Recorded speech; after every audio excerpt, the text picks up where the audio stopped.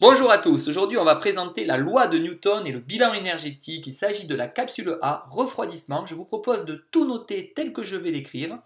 Alors vous faites évidemment l'utilisation des codes couleurs est obligatoire et vous faites un schéma un tiers de page quand il y en a à faire. On fait ça sur feuille double, on est parti. Donc on va donc maintenant faire la méthode de résolution obligatoire à connaître. On va commencer toujours par définir le système et le thermostat. Ensuite, nous ferons la schématisation de la situation physique, et puis nous étudierons les transferts thermiques mis en jeu, et nous donnerons les hypothèses de travail. Nous appliquerons ensuite le premier principe de la thermodynamique. On utilisera la fameuse loi de Newton pour tout simplement aboutir à une équation différentielle que l'on étudiera dans quelques instants. Enfin, nous ferons la solution de l'équation différentielle, nous en profiterons pour faire un point méthodologique, et nous tracerons l'évolution de la température en fonction du temps. Donc, qu'est-ce que nous allons étudier aujourd'hui? Nous allons étudier aujourd'hui un verre d'eau contenu donc un verre contenant de l'eau à une température initiale qui est assez élevée, c'est-à-dire 70-80 degrés Celsius par exemple, et nous allons nous intéresser au refroidissement de l'eau contenue dans le verre. Donc la première chose évidemment à étudier ensemble, c'est donc le système. Le système ici, ça sera l'eau plus le verre très fin. On étudiera évidemment ce système à une température initiale que l'on a choisie égale à T0.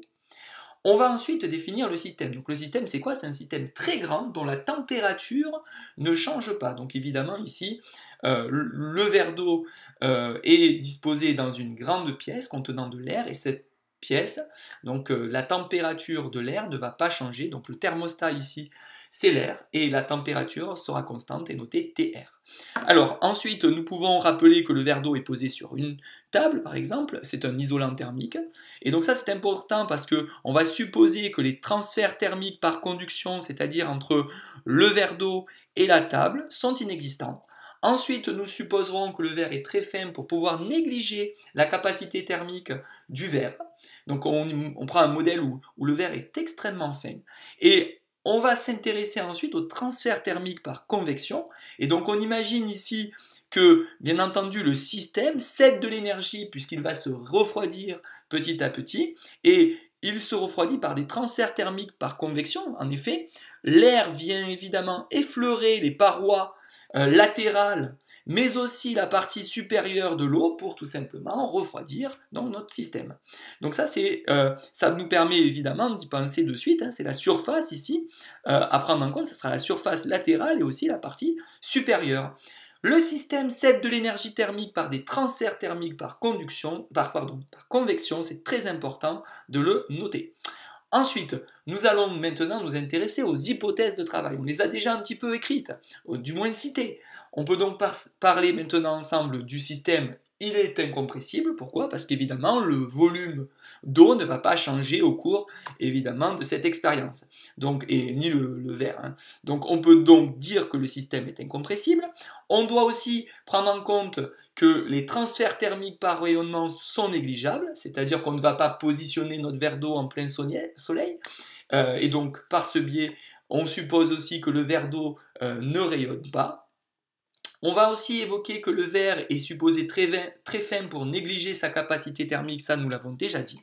On va négliger les pertes par conduction entre le verre et la table, c'est ce que nous avons aussi évoqué, et on pourrait donc choisir une table comme un bon isolant thermique, c'est-à-dire par exemple le bois, qui est un très bon isolant thermique. On limite donc les transferts thermiques par conduction, et vous n'oubliez pas de fermer la parenthèse.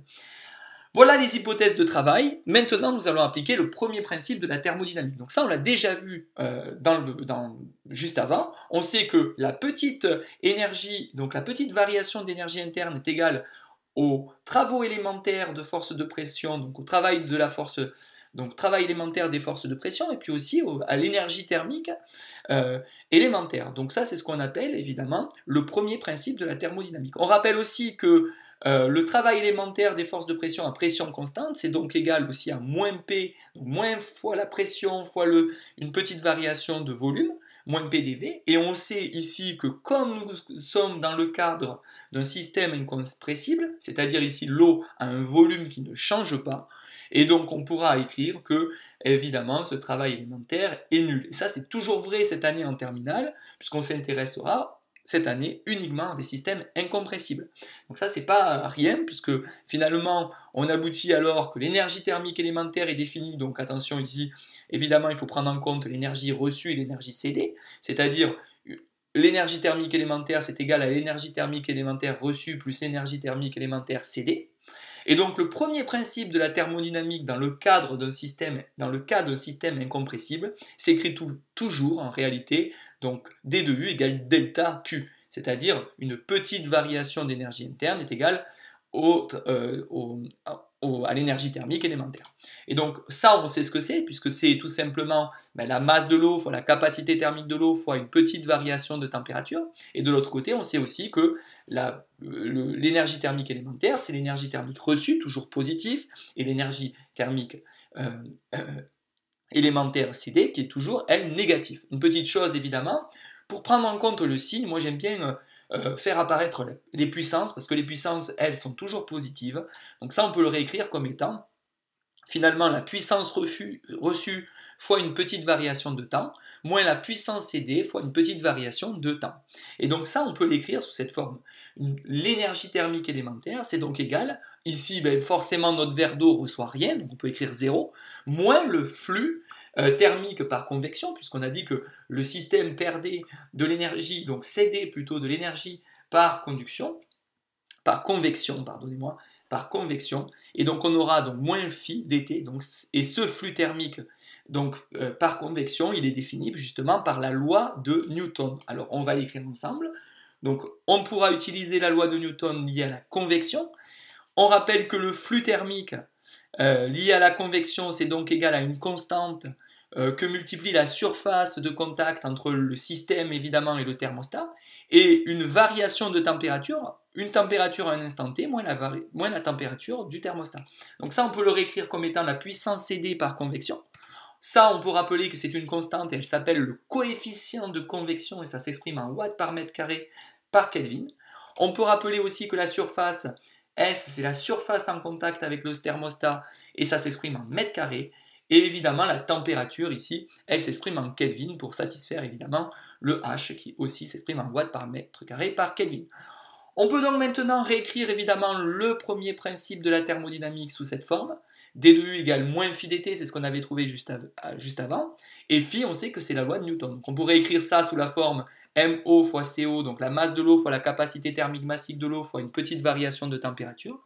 Et elle est égale à tout simplement le flux thermique par convection, c'est-à-dire H fois S fois donc l'expression qu'on a dit, variation de température, et évidemment ici la température du thermostat, on avait noté TR.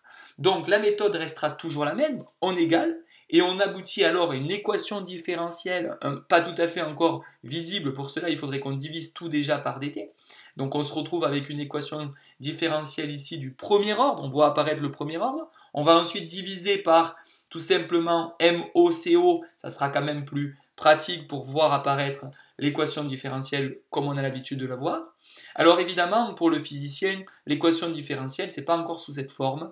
Le mieux du mieux, c'est évidemment de mettre le premier ordre et le second membre sans évidemment cette température qui dépend elle du temps. Et donc on le remettra sous cette forme.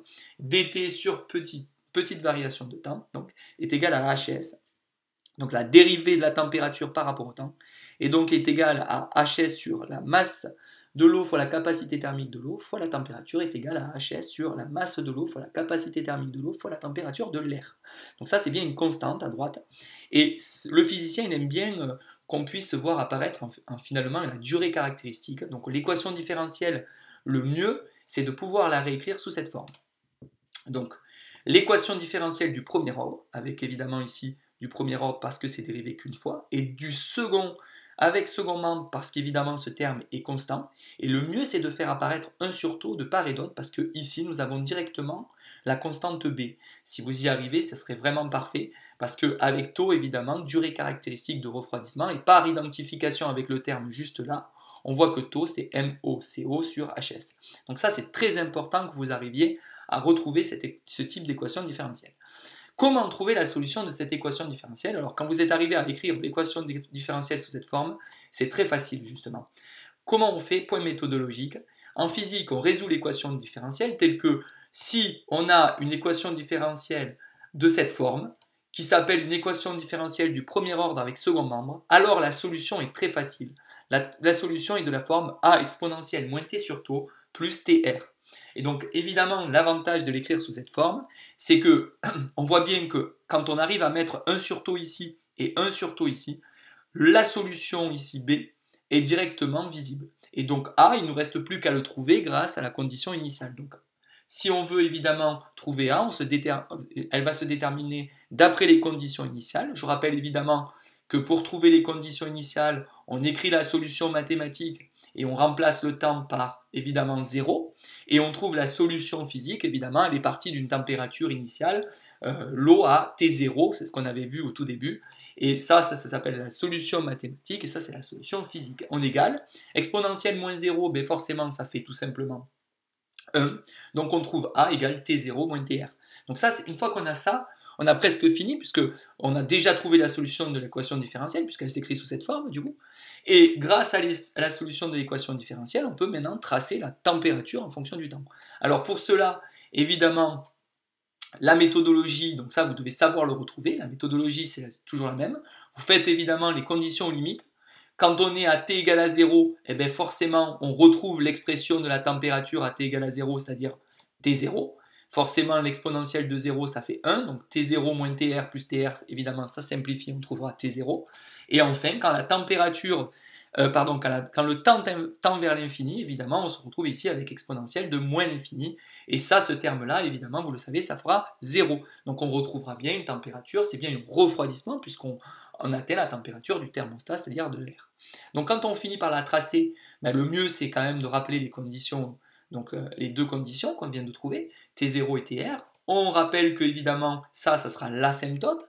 T0 c'est le point de départ. Et évidemment, il y aura une décroissance exponentielle.